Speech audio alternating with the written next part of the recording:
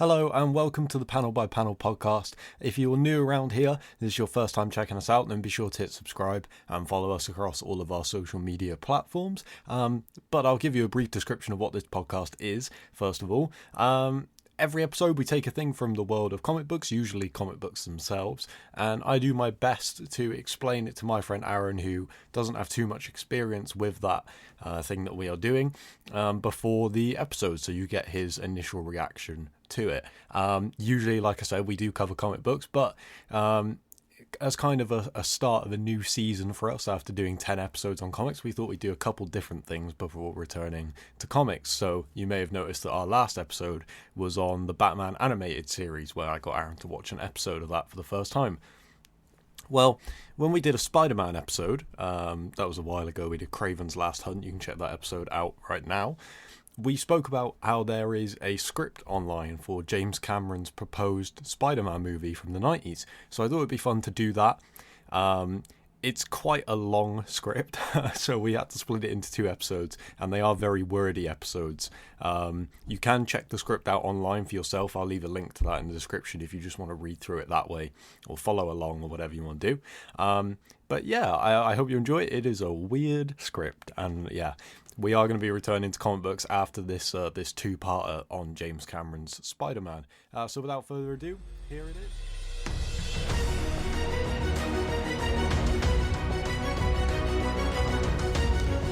Nice. Hello, I'm recording. Any funny business or There's some funny business, but not very funny. what's not very funny about no funny business? Well, okay. Let me explain what we're doing today. Okay. I thought you were going to say someone's dead. I was about to be really sad, but No one's dead. Well, whatever.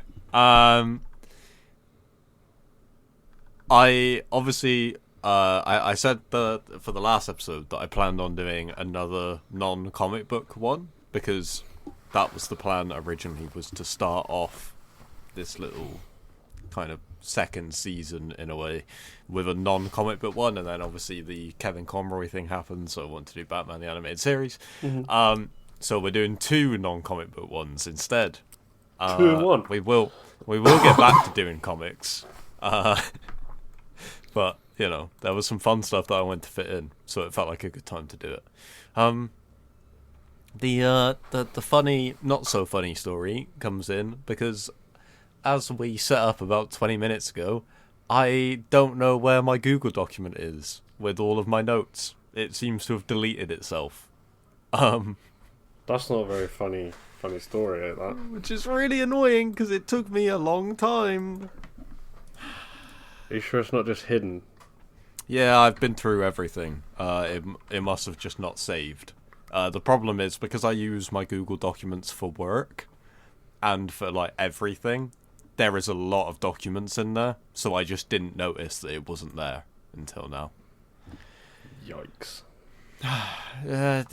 It could be worse, because my notes were essentially today we are doing. You might remember I spoke to you about it on the Kraven's Last Hunt episode. We're doing the James Cameron script. Spider-Man. Yeah. Oh, So God. my notes were, apart from some background stuff, my notes were just I copy and pasted the script and highlighted all of the parts I was going to mention on the podcast, which, yeah, it really took me a long time. So you're basically having to wing it now. Yeah, I've got the script up in front of me. I'll just have to, you'll probably hear me using my mouse and stuff, because I'm going to have to scroll through it and stuff, because it is a long old document. So I'll just try my best to pick out the key parts and kind of go through it, you know? That is a yikes. That was a big yikes. Yeah. So I can't really remember what I said about it during the Kraven's Last Hunt one, but this would have been like mid-90s they were trying to make this. It was just before he did Titanic. And also important at that time, Marvel had only produced one movie, and that was Howard the Duck. So having James Cameron do Spider-Man would have been huge for Marvel, like insanely big. It didn't happen in the end. I made some notes about why it didn't happen because I don't have them. I don't have the intricacies. Basically, just to do with rights for the character. That stuff was really confusing back then. Like, who could actually make the movie? And so it just didn't end up happening. And then James Cameron was like, I can't wait around. I need to go do Titanic. So whatever. Like, Did he not do Titanic before Spider-Man? No, I think it was he was looking at starting Spider-Man before Titanic, I think. That was 97, mind. Yeah, it was like mid-90s, I think, like 95, 96. He was looking at making it. Ah, right, okay. But yeah, he was like, no, I'm just going to go make this insanely successful movie instead. So, you know. There is a rumoured cast. He has said before that he wanted DiCaprio to play Peter Parker. And then, obviously, when that didn't happen, he was like, do you want to do Titanic with me instead? So... How old was DiCaprio? Oh, actually, yeah. If this is like Titanic era, DiCaprio was young enough. Yeah, and he looks so young in Titanic as well that they probably could have. It would have been fine, especially not the 90s where you could have like 30-year-olds play teenagers. You know. Oh yeah, definitely. I mean, how old was Tobey Maguire when he played Spider-Man? He must be late 20s, early 30s. Yeah, probably. Some of these I don't have a like factual thing for, and some of them I have heard before. Like this room and cast list has Kevin Spacey as Norman Osborn. I can see that. So okay, this is one thing I have to explain before we get into the script. James Cameron did not bother to do a lot of research about Spider-Man. So he just kind of makes things up, and then, or like there'll be a character that already exists in Spider-Man, but he'll call it something completely different. Like, I don't know why. It's very confusing. So how bad is it though? Is it like instead of calling it Green Goblin, he calls him the Orange Fella, or well, okay. So, I guess this is a little bit of a spoiler for the script, but there's two main villains in the movie, right? Both of them are existing Spider-Man villains. I'm not going to tell you who they are. We'll keep that as a little surprise. They're well-known Spider-Man villains, but he changes their names completely. But when I tell you their backstory, you'll know who it is. Rhino. No, but apparently an original version of the script. Because, okay, another thing to explain about this script. This script isn't a full script. It's a treatment. So it's basically like a more in-depth pitch. Like, they've already pitched the movie of like, hey, James Cameron's going to make it. We want to get these stars. This is the tone, whatever. And then they go, okay, we'll go write a treatment then. Which is just like a mini script. So, bear in mind that because it's a treatment, James Cameron doesn't have to put anything in this that he doesn't want in the movie. Like, these are like, think of it as like bullet points of what he wants to see, and then they'll fill in the gaps at a later point with the full script and stuff like that. Yeah. And this went through multiple drafts. Apparently, one of the drafts, Arnie has come out and said that he got approached about one of the drafts and got asked to be Doc Ock. Arnie as Doc Ock. Yeah. I cannot even see that. I don't. Wow. Yeah. But he's not a very smart sounding guy, is he? I love Arnie, but man, he just sounds like a moron in everything he does. Yeah. But yeah. I mean, Mr. Freeze is meant to be smart, though. That's exactly my point. There you go. He sounds like an absolute dumbass in what's that? Which one's that? Forever? Batman and Robin. I get those two confused so much. Yeah. Yeah, so like I said, everything I am reading directly from the script. So these are, and it was like, I'm pretty sure it was 100% confirmed that James Cameron wrote this, because some of the other ones are so edited that you can't tell. And like he would have had some other writers doing versions as well. But he doesn't have to write things. Like, he doesn't have to reach a certain amount of words or pages or anything like that. This is just something he's going to give to the studio to be like, this is what I want to do. So, like, everything is intentional. I say that because some of it is just wacko. And then a lot of it is the Sam Raimi movie. Where you're like, oh, okay. So the studio definitely kept hold of a lot of this and were like, we can still use this for something. There's still a lot of wacko going on. There is some wacko. There is some wacko where you're like, okay, I'm glad that they went the opposite direction for Sam Raimi's version. Right. But, yeah. That's a film with confidence. There's just some weird stuff that I don't really understand, but you know. So it opens with Spider-Man sitting on top of like a flagpole, like he takes down a robber or something. And it kind of opens in the way that a lot of Spider-Man comics do, where he's the narrator. Yeah. So he's talking about how he likes to be out at night, and this is one of his favourite spots, and it's got some speech from him, which again he doesn't have to include, but it's stuff that he wants him to say. He takes this guy down, and he's still doing the voiceover. This is a great line. He says, "How can I expect them to get it? I don't even get it. I do wish they'd at least get my name right, though. It's Spider-Man, not the Spider-Man. Jeez, boneheads." Boneheads. Come on now. Yeah. And then. So is this approach to Spider-Man the jokey Sam Raimi part, or is it more serious? Because I don't know if James Cameron's ever done something that's not serious. I don't think James Cameron likes people who read comics very much. Okay. Because, first of all, he clearly didn't take the time to read much. But also, Peter in this is like, think of like an Andrew... Nah, not an Andrew Garfield. He's like Tobey Maguire when he has the black suit, but like all the time. Oh, God. Like, he's really nerdy, but he's one of those nerdy people that is like, he has a god complex. He thinks he's better than everyone. Which I don't really understand, because it doesn't make him very likable. Right. I think it's James Cameron's way of being like, I just don't think he likes nerds. Well, yeah, I mean, James Cameron is a bit of a jock. Like, he's like the jock of director's world.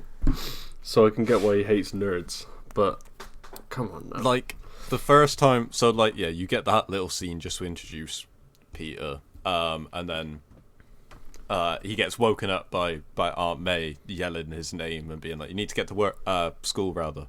And then this is literally the introduction to Peter Parker. Peter Parker, age 17. Peter is in the bathroom popping a zit. That's nasty, man. Why do we need to see that, man? And then it says straight after that, he puts on his glasses and checks his look in the mirror. Still the same. Nerdy. He doesn't care. Screw him. Oh, wow. Why there's so much teenage angst in this? Like, why?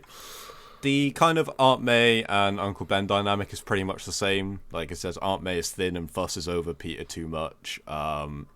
He does care about them, but a lot of time he just, you know, he's got his own stuff going on. He doesn't really have time, and it's the same thing where it's like they're probably too old to look after him, so they can't really relate, sort of thing.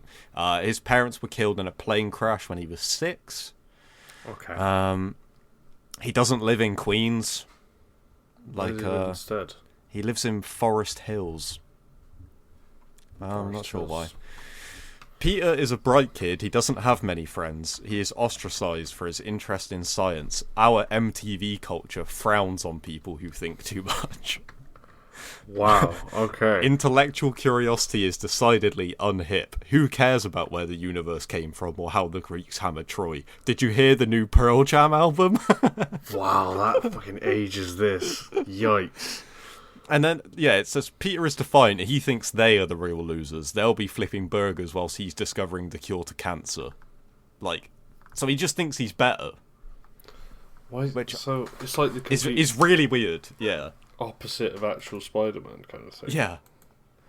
So he's why is he a douche? Is this just James Cameron imagining himself as Spider-Man?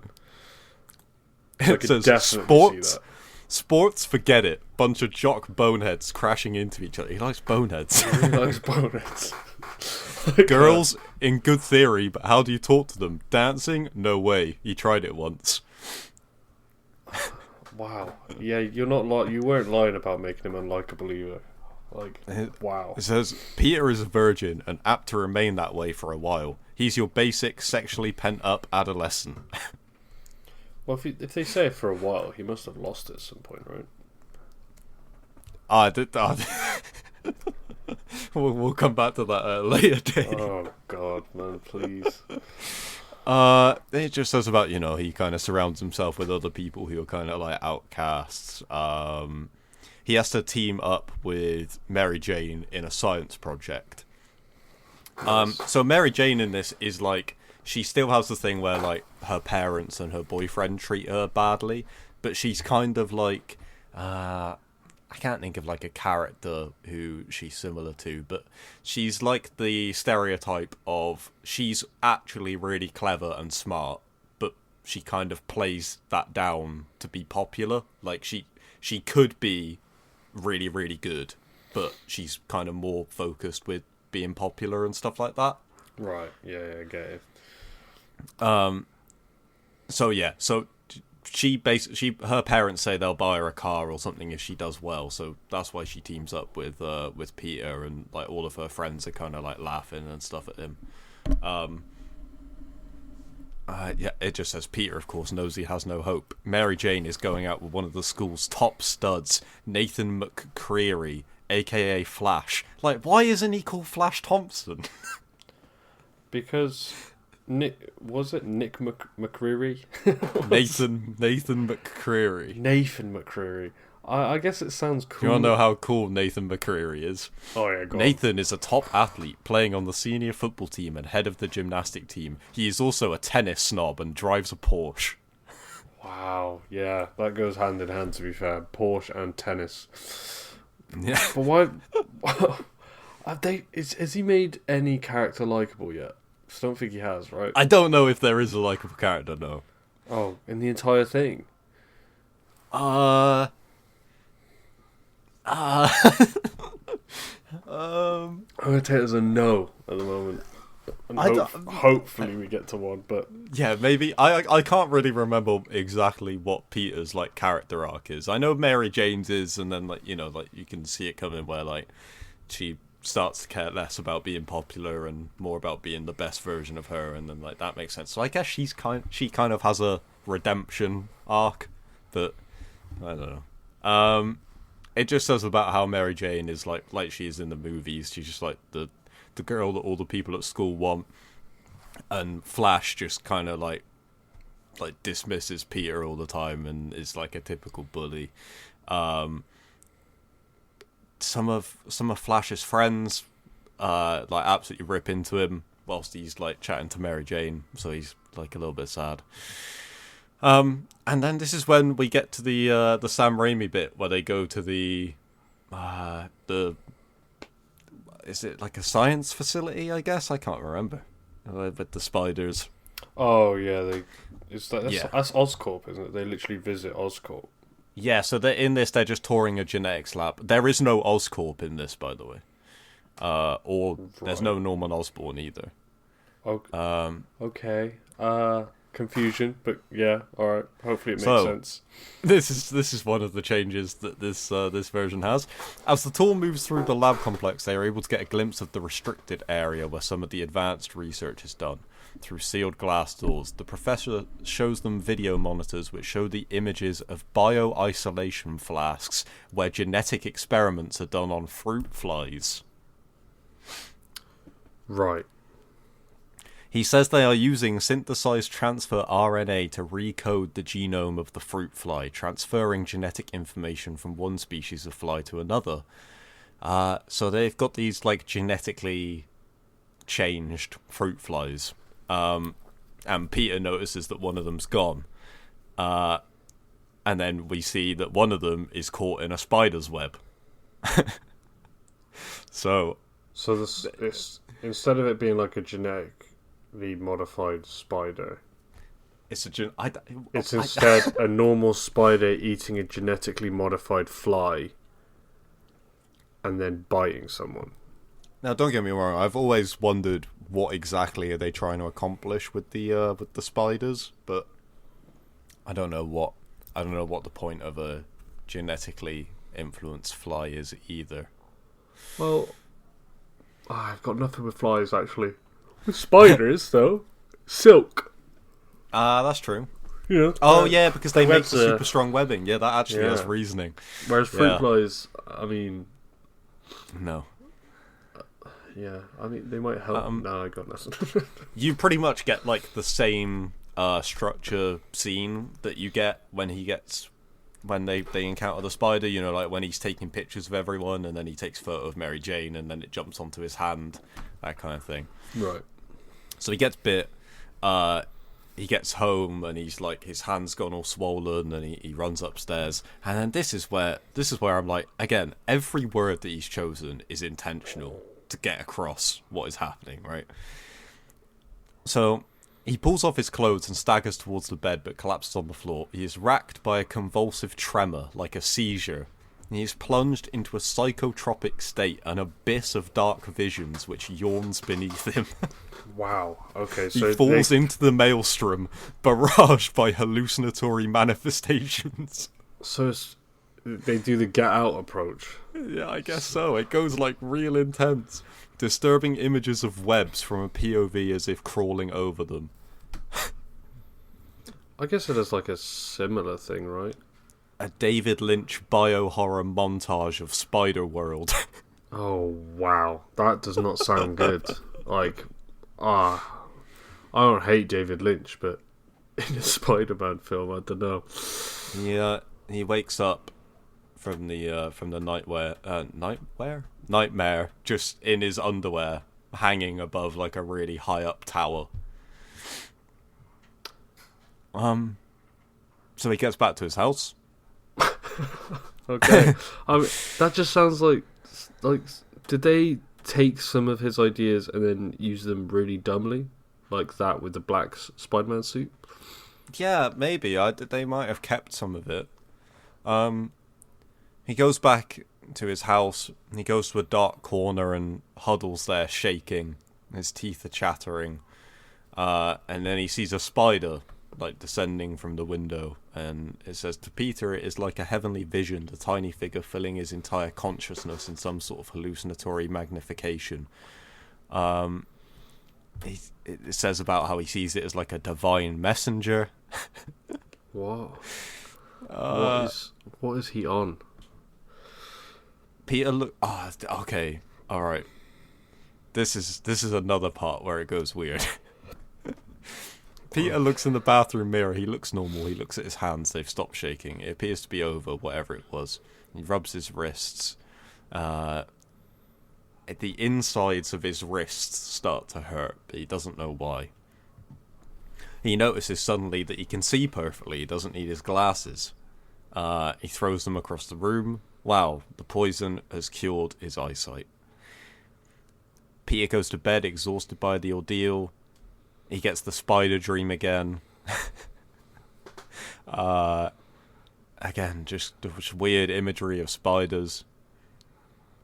When he wakes up, this is one of the things where I'm like, there's like no subtlety in this script at all. He wakes up, he tries to pull back the covers, and something is causing the sheet to stick to him. He lifts it up to reveal a sticky white mass completely covering him, gluing him to his bedding. What? What? So he's just made a web in his sleep? What? Then he notices his wrists. They are oozing a pearlescent white fluid from almost invisible slits. about a quarter of an inch long. He pushes on the skin next to one of the slits, and a dark shape, the size and colour of a rose thorn, emerges from beneath the skin and shoots a jet of liquid silk into his face. So, you know how the debate with Spider-Man fans have always gone back and forth of whether it should be natural or whether it should be web shooters, right? Like, they always change it. James Cameron's just like, I'm going to have these gross things come out of his wrists. Yeah, like, what? That's such a mad take. Why? But that doesn't even happen in, like, spiders, right? So why would... Oh, this sounds terrible. I mean, I'm really glad it didn't get made. But, wow. So he's woken up, he's spun a web in his sleep, and he's led in it. And then he basically shoots himself in the face with web. Yeah. Right. From here, we basically get the standard kind of Spider-Man montage you can expect. Like, he runs, he's like panicked, so he runs, and then he nearly gets hit by a truck, but he falls and he lands perfectly, kind of thing. And then he's like, whoa. And then you get a montage of like him getting stronger, more agile, stuff like that, and him just kind of like testing to see what he can do. I imagine there's no Spidey sense in this, right? Because if he hasn't really That's a good question. read anything, then doubt. I can't remember. You kind of get the... it doesn't mention any funny part, but he does the thing where he's trying to work out how he can shoot the webs. And he works out how to do it if he does the hand thing. I don't know how... Yeah. Can you... it'd be so gross watching those... They're called spinnerets. Spinnerets. It'd be gross watching that come out of his arms every time. Also, does that not hurt? I don't... Oh, man. Are they genuine things? Also, one of the points that he says in this... on the suit, he puts fake web shooters so that people won't know that he has the gross spinnerets. That's grim. Yeah. Oh, so yeah, they're literally the little thing at the end of the spider. Oh, it's so gross to look at. So, back in school, he tells Mary Jane that he wants to do their science project on spiders, which she thinks is gross. Don't blame but him at all. He wants to know more about them and stuff like that. Again, yeah, another montage of him just working out how to use the webbing and stuff like that. There's a scene where he's just eating loads. There's another thing of him getting the nightmares, but he's starting to embrace them. Yeah, the bit where he's running from the rooftops and jumping across and swinging and stuff like that. Just doing all the Spidey. Just stuff. Normal Spider-Man stuff, right? Yeah, and then there'll be like a point where he nearly falls, but he keeps himself up, and we explore the idea that the lure of the dark replaces the fear of the dark. That the dark becomes a comforting, nurturing place for Peter rather than a place of dread and uncertainty. He feels at home in the dark. He is at home in places others fear, and it stirs something dark inside him, a predatory urge. This is another thing that really makes Peter Parker unlikable, is he really enjoys beating people up. It kind of makes sense. I mean, it was mentioned in which Spider-Man was that? Was that No Way Home? Yeah, with Andrew Garfield, where he was saying how after Gwen Stacy died, he likes beating people up now, and it was getting to a problem. But I guess it's not a hateful thing. You don't really hate a character for that, but what's this lure of the dark crap? Does he not go out in the day then? Like as Spider-Man? He probably does, but he's just starting to like that, and he starts to like find criminals and beat them up. But first, he goes to Mary Jane's house and watches her through a window because, again, likable. Classy. Yeah. He loses his concentration for a sec and falls. And then we go to him in school, and he's just like sleeping. So they shout at him, and they're saying about how his grades are slipping and stuff like that. He used to be a straight A student and stuff like that. So he's like, okay, this is a really big change for this one. Is he's like, okay, well, I need to make some adjustments in my life. I need to work out a way to make money as Spider-Man. So he has a piece of cardboard and a magic marker. He writes human spider on the cardboard. Thinks about it. Nah. He turns it over and writes man spider. Nah. He gets another piece and writes Spider-Man. Nah. He turns it over to write someone else. Then he turns back at Spider-Man. Looks at it. That's fucking stupid. I'm sorry. What? What's the... So, he's trying to make Spider-Man based like a homeless person. No. He leans the sign up against a light post on a boardwalk, and he's dressed all in black with like a fishnet over his head, and he just does gymnastics, and people throw money at him. Wow. Okay. Yeah, friendly neighborhood Spider-Man is just an entertainer. Peter works a few hours staking out some turf between a mime and a guy using upside-down plastic pails as drums. A guy asks him if he works private parties, and Peter shrugs. Sure. The guy tells him he'll pay $50, but Peter should get a better costume. So then he designs the costume.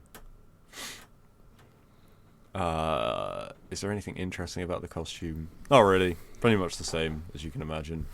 Says about how he makes the wrist pieces so that that's disguised. And he's just like showing off in front of the mirror with his new suit. Next we have a sequence of scenes where we see Spider-Man become a public phenomenon. He does his spider tricks at an upscale party, climbing walls, swinging across the room. They pay him $50. A booking agent sees him and wants to put him on a public access variety show. A kind of gong show for weird acts. I don't know what a gong show is. A gong show? Is that... Yeah. Oh, let me just look this up. So a gong show is... Actually, let me just have it. Oh, it's just an event that proves to be a disaster, often in a fun or memorable way. Okay. So it says he gets noticed and becomes a kind of 3 a.m. cult favourite. His put-on deep voice starts to become natural to him, and he tells the interviewer that he built his wrist shooters himself, and that the webbing formula is a secret. I think this might be where we get the first villain. So, one wall of the room that we cut to is covered with TV screens, and there's a guy watching it in a big chair. He's watching The Amazing Spider-Man, as they're calling him, on this variety show. And all of the TVs slowly change to be on the same channel, kind of thing. Spider-Man keeps doing tricks. The crowd keep clapping. The character that we have in the chair is called Carlton Strand. Right. He is in his early 40s and exudes power from every pore. He's wearing a tailored suit. He's got slick back hair. His nails are manicured. His watch is platinum. He is the image of vast wealth attained, not inherited. This is the Spider-Man voiceover, by the way. Carlton Strand, you think Trump was big? Oh, wow, that's a reference, isn't it? Okay, alright. This guy was bigger. There he was, sitting like a big fat spider at the centre of his web of power and megabucks. Megabucks. Right. Okay. So Strand sees him, and he tells this person called Boyd, who's kind of like his henchman, to find out everything about this Spider-Man. So we go back to Spider-Man, and again, this is his voiceover. He wasn't always Carlton Strand any more than I was always friendly neighborhood Spider-Man. At one time, he was just a punk named Carl, a 2-time loser about to go down for the 3rd time. It was about 10 years ago that Strand got his cosmic tap on the shoulder. Alright, we cut to 10 years ago in the New Mexico desert. This bit is really boring. Oh god, brilliant. We see Carlton Strand, but he looks really poor, you know. They're driving through. A highway patrol car pulls behind Strand's stolen Mercury. Strand fires a pistol at the window. Blah, blah, blah. They have a chase. He runs away. Gets to a cabin that says Lightning Field House. A man comes out of the cabin yelling at him. Strand ignores him and runs into the desert. There's a ton of stainless steel towers, straight rods over 100 feet high, hundreds of them. In perfect rows covering 2 acres is a conceptual art piece, a sculpture called the Lightning Field. Carl doesn't know this. He stops amongst the towers, exhausted. Can you see where this is going? Yeah. He runs from the police. The lightning field gets struck by lightning. He becomes Electro, but his name's Carlton Strand. Why is his name Carl? And he's rich. He doesn't have a villain. None of the villains have like villain names, by the way. His name is just Carlton Strand. So he'll never be known as Electro. I guess not, unless that was like I don't know. I think it's because James Cameron went electric character. We'll use that, and then was like, I don't care what his name is. I'm not gonna look it up. That's completely fair enough. Yeah. So like he dies, and then like the electricity brings him back, and he blows apart everybody. I think it's more impressive that he accidentally thought about Electro. Yeah. I mean, yeah. As we've seen with everything else, he hasn't looked at anything. But for him to just go, let's have a lightning man. He also gives, I don't know whether they've ever done this with Electro, but he gives him like a new power. So it says Strand is clearly in total command of his new power. He explains that there is more to it than just being able to generate, channel, and project electrical energy. He can sense it as well. The world to him has been transformed. Instead of matter, solid things, he sees energy. He can see the currents in the wires in the wall. By laying his hand on a telephone wire, he can hear the conversation. It gets ridiculous. By touching a computer, he can download the data from its hard drive. His brain itself has been energized, and he's now able to follow and analyze all these signals. What do you mean he can download stuff? Well, what does that mean? I don't know. He takes down this big crime syndicate and uses his energy powers to like touch their computer and like gets into their bank accounts. But could he also like download Fortnite or something? I guess he could, into his own brain. He could make like he could give himself loads of chug jugs, and then it'll be like vibing. Like what? I get the whole information thing, but if he's downloading it is the word that I'm struggling with. Yeah, like where's it going though? Is he storing it? Does he need to wipe himself every now and then of just useless information? Like, how does this work?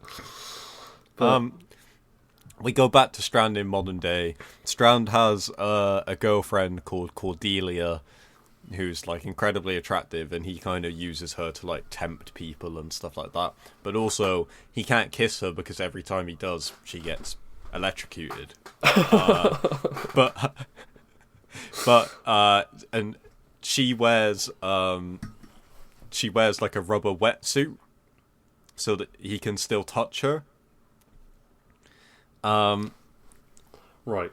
So in what way would you want to be touched where you're still wearing this rubber wetsuit? I don't know, but like hugging? He gets sick of it. He says, "I want you, not rubber," and she goes, "No," and then he kisses her and she gets electrocuted, and is dead. And then he like resuscitates her with his electricity, and she comes back to life and is like, "You need to stop doing that." So like clearly it happens a lot. I mean, it's a pretty good idea though. Yeah, I guess so. His electrical sense gives him the power to manipulate computer bank transfers, the stock market, etc., to make himself a billionaire. Right. Okay. Yeah. How do you even learn that you can do this stuff? Yeah, I don't know. But I'm nitpicking at this point. So that's Electro, right? Sorry, yeah. Carl Strand. Yeah. Carlton, sorry. Respect the man. It goes back to Peter and Mary Jane doing their spider project. She still finds it gross. He's trying to like teach her about it because he's like learned a lot. And it says sometimes it goes on this long thing about cobweb spiders and how they use stroking motions on the web to cool their young. Blah blah blah blah blah. I don't know why this is in here. Says Mary Jane is grossed out, looking at him like he just crawled out from under a rock himself. But somehow in all of this, he manages to make her laugh, and she actually starts to like him. They start walking out of school together. Flash starts to mug him off, and you get the scene like where Peter doesn't want to beat him up, but he kind of like does, just because he's so strong. Mary Jane and Flash have an argument, and then Peter just goes after Flash at night. What? But he's not a bad guy. Yeah. He slaps him and says, "How do you like it, huh?" He slaps him again. Punches him in the face. He punches Flash so hard he flies 10 feet. Puts him in an arm lock. Marches him to his beloved Porsche and slams him brutally against it. He pounds Flash into the car until the jock collapses, semi-conscious. Peter then rips the signpost out of the ground and pounds the car into junk. He tells him to stay away from Mary Jane. And then he runs away. So at that point, does that make it very, very obvious that it would be one person to Flash? Yeah. He'd be like, wait, you're that Peter Parker fan, aren't you? Because why else would you be this angry at me? And then, like, in the voiceover, he says, "For a split second, I just wanted to kill him. It's a good thing his car was there. I always hated that Porsche." What? Like, just... I imagine this was, I imagine James Cameron was already doing Titanic at this point. And then he went over to this and was just like, I got 5 minutes spare. He just keeps saying about how much he enjoyed it, which, like, I understand to a point, but, like, it's just, like, again, there's no, like, subtlety. He literally says in the voiceover, the scariest thing of all was belting that jock Butthead felt so good. Butthead. Wow. I'm surprised he didn't use Bonehead, if I'm honest. So you can't have 3 boneheads in the same script, you know. You say that, if there's another bonehead, you're going to look like a right idiot. So... Man, we might have to split this into 2 parts, because I don't know if we're even halfway. Brother, if we just do half of it, then... Yeah, we'll see how we get on. I don't want to do it, like, too much longer than an hour, just because it's a lot of talking. Yeah. Okay. He's talking to himself, blah, blah, blah, blah, blah. Talking to Uncle Ben. Uncle Ben tries to have a chat to him about, like, being a man and stuff, and Peter's like, whatever. Cut to Spider-Man creeping around a high-rise. The man starts beating up a woman in a drunken rage. Peter punches some guy. Just this random guy. And then the woman tells him to leave her husband alone. And then they both beat up Spider-Man. What? I think this is like his first time out in the suit. Right, so yeah. this is where he's actually... like, it says, now they're both beating on him and he retreats in confusion. This Spider-Man thing is going to be harder than he thought. So, yeah, there you go. He's spying on Mary Jane again straight away after. Fair enough. Respect the grind. Alright. Peter makes the big time, a syndicated variety show on one of the local independent stations. The host introduces Spider-Man and nobody comes on the stage. And then Peter in costume drops from the ceiling. He does some tricks. After his appearance on the show, Spider-Man is leaving backstage when he is approached by the most beautiful woman he has ever met, Cordelia.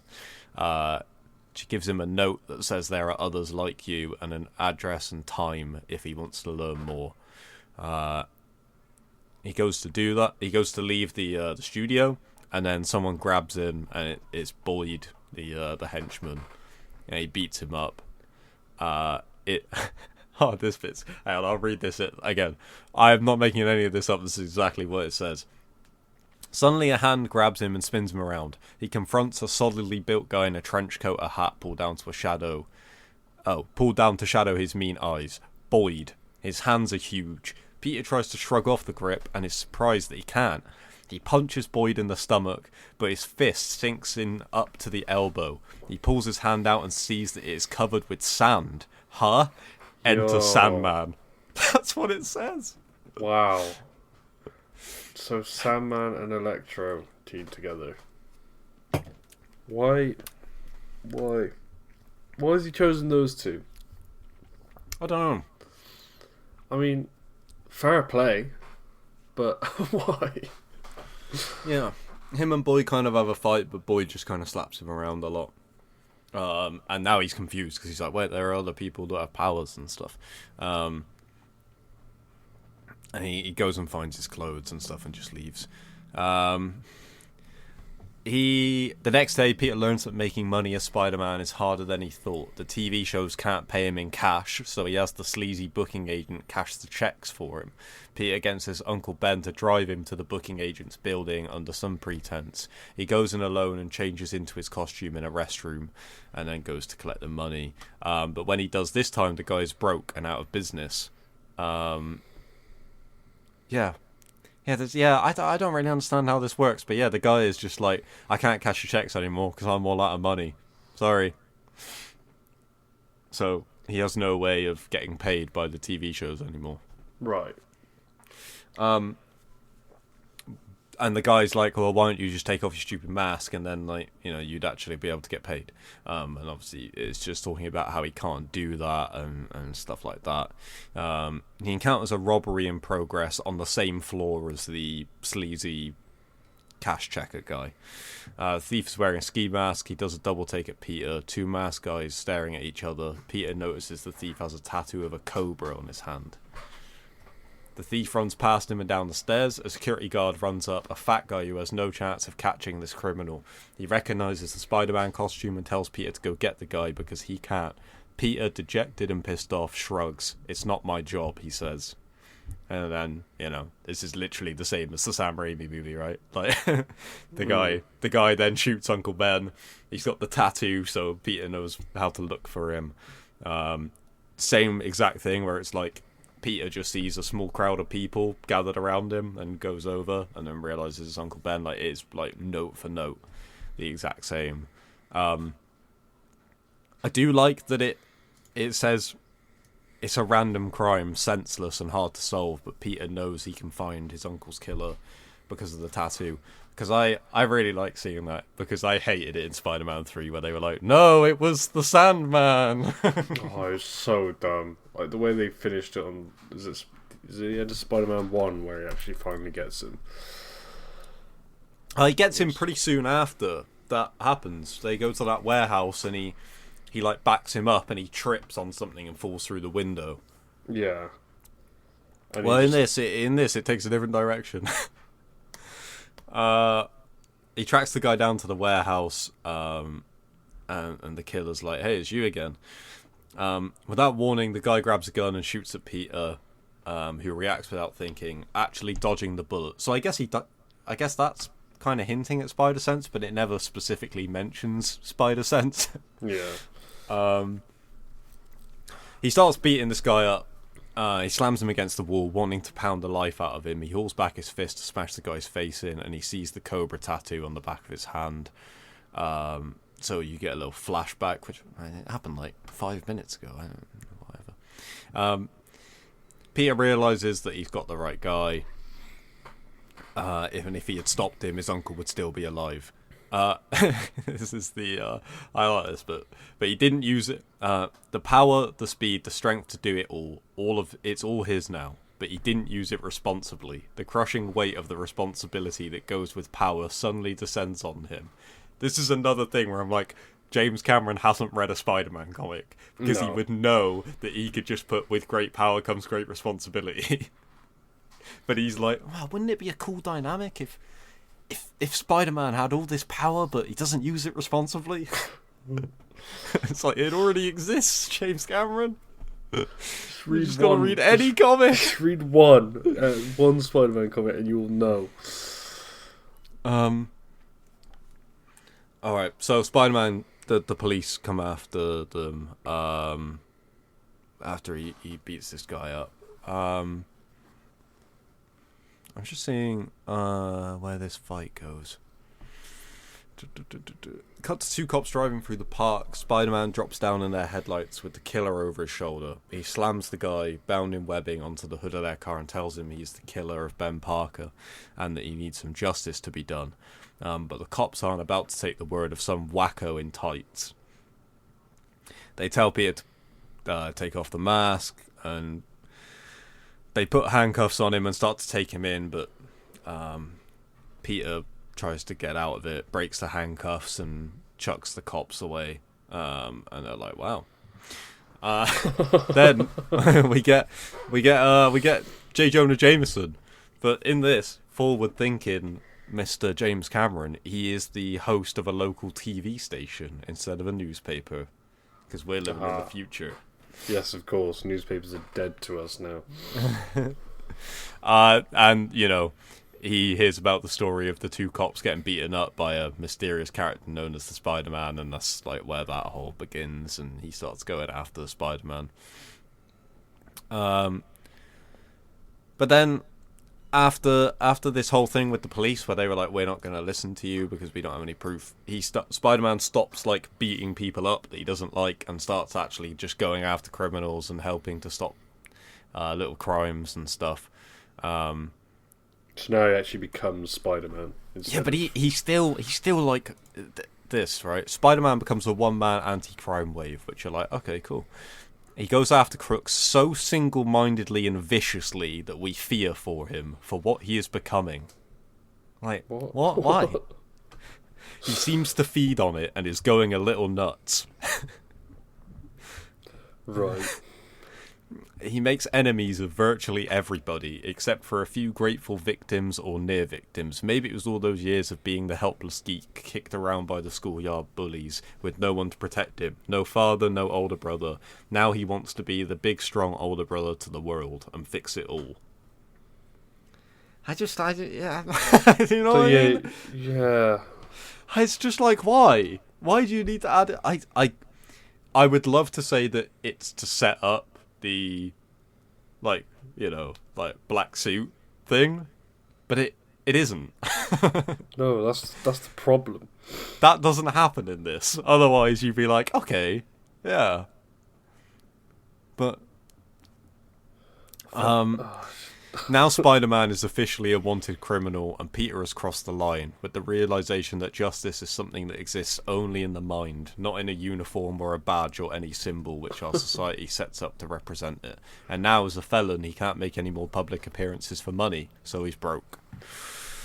Yeah, he's beating up cops now, so he's pretty boned on that front. Yeah. He kind of stops being Spider-Man for a little bit and then has the whole thing where he's like, yeah, I kind of just need to accept responsibility for my gifts. He can't go work with the cops, but he also can't ignore the crime that's going on. When he stops criminals in the act, the cops hate him more for making them look ineffective, and he's condemned in the media as a vigilante, mostly by J. Jonah Jameson, who is getting very good ratings off of it. Talks about dealing with gangs. This is a weird point.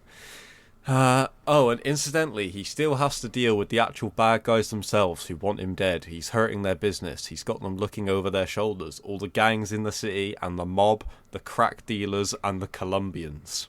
Colombians, right? A lot of Colombians in very Forest Hills, specific. I guess. I guess Queens is just full of Colombians. Yes. At the same time, in some neighbourhoods, he's a local legend. So there are people that like him and call him Friendly Neighbourhood Spider-Man, but like... Oh, this line's incredible, sorry. Crime is down and the Friendly Neighbourhood Spider-Man is a welcome sight to some, and everybody wants to claim him.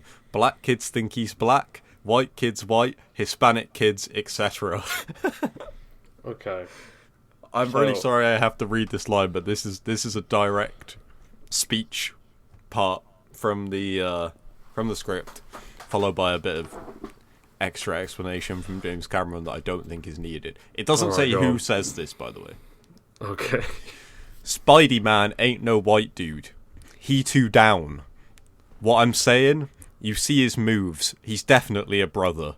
No way, home. My brother knows the guy that talked to him once, man. And James Cameron felt the need to add, Italians say he's Italian. Gays think he's gay. What? Wow. It's like we get the idea. Like, why you can stop forcing that now, man. Oh, like, man, those lines of dialogue are incredible. He actually wrote that down. And he looked at it and went, yeah, that's fair. We go back to Peter and Mary Jane. They're still doing the science project. I don't know how long a period of time this is meant to go on for. But Peter realizes that Mary Jane's a huge Spider-Man fan.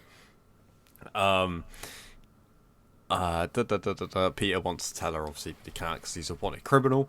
He follows her after school. Of course he does. It's the And she third goes- or fourth time now. She goes by herself to a private place, the place she goes to think. And you get the scene where she's getting followed by people who try and rob her in the alley. Spider-Man's there. He beats up the attackers. And he says, if you worthless chunks of vomit show your faces around here again, I'll decorate my Christmas tree with your intestines. Wow. Holy shit. Yeah. So why is Spider-Man just like... It's like he's from Sin City. There's something wrong with him. Yeah. Yeah, I don't know. Is this just the dark Spider-Man version? Is this basically what it is? Because I don't know what else he's trying to think here at all. It's so weird, right? It says, this is another weird moment. He picks Mary Jane up and whisks her through the air, swinging her from roof to roof. It's a wild fantasy ride for her, like a dream. He takes her to the top of the world, literally. The stainless steel globe from the 64 World's Fair. They sit up there in the moonlight. She melts against him, and with the confidence which the mask gives him, he kisses her through the fabric. Why? That's gross. Why? That... So, why wouldn't he just do the Spider-Man thing and just, like, lift the mask up a bit? I don't know. I think we're gonna end the first part there. That's no worries, yeah. That sounds good. There is still a lot of there is a lot of weird stuff coming up. When we come back for part 2, we are straight into the origin of Boyd, also the Sandman. He literally calls him the Sandman in the thing. Like, he says enter Sandman, but he doesn't call him Sandman, he calls him Boyd. I just don't get it. I mean, Boyd is a pretty good name, but also why is he a henchman of Electro? We'll kind of... I guess we'll get into that, but... Probably, yeah. Yeah, it's not like a crazy plan or anything like that, you know. But there is a reason for it, I guess. I'm glad so far this has been a train wreck. So it's very entertaining. I do like a couple of the things he does, like especially because I think we do have to give him credit for when we're saying that something in it is like the Sam Raimi version. We have to give him the credit for that. Because he did it first. So like there is a lot of good in here, especially considering no one was making superhero movies and like, but there's also just some baffling stuff. I'm like, I really wish this came out. Like, it would be so confusing to watch now. But, yeah. I don't even know how they'd do most of the stuff. No. Like, but I don't know. I imagine Leo DiCaprio as well saying a lot of this stuff. That adds another layer of I can't imagine him confusion. saying boneheads, if I'm being honest with you. No, me neither. I can't imagine him telling someone that he's going to put their intestines on his Christmas tree and beating them up, but there you go. No, but there you go. But yeah, there you go. We'll be back for part 2, and we'll get into the origin of Boyd. Oh, hell yeah.